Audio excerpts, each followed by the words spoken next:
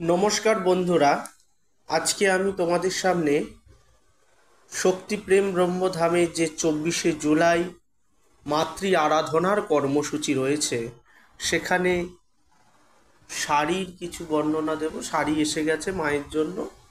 তো তোমরা প্রত্যেকেই জানো, এই যে দেখছো এই শাড়িটি বেশ সুন্দর, হর্স টর্স আছে। যদিও আমি শাড়ি কিছুই বুঝি না, তবুও বেশ পছন্দ স্বরূপ আমার এই শাড়িটা ভীষণ ভালো লাগলো।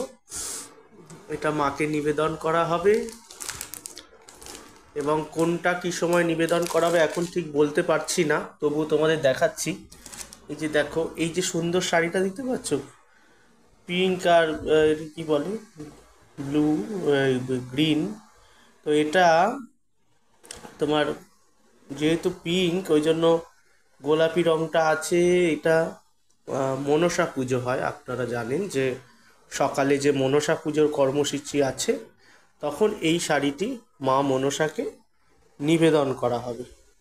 কালারটা খুবই সুন্দর আর ভীষণ সুন্দর কাজ শাড়িটার, আমার তো ভীষণ ভালো লাগলো, আপনারাও দেখুন।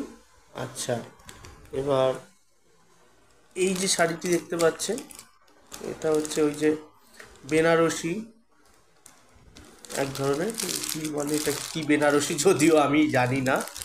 তো একটা সুন্দর বেনারসি শাড়ি মায়ের জন্য এসেছে, এটা মাকে নিবেদন করা হবে। উল্টে একটু দেখাচ্ছি,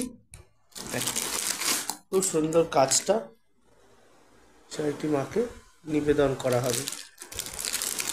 আর আরেকটি শাড়ি, সবুজ কালার, গ্রিন, ডিপ ডিপ সবুজ কালারটা। হ্যাঁ, এই চারটি শাড়ি আপাতত এসেছে মায়ের কাছে নিবেদন করার জন্য, কেনা হয়েছে। নমস্কার, খুব ভালো লাগলো আপনাদেরকে শেয়ার করতে পেরে। জয় মা, জয় মা, সকলে ভালো থাকবেন।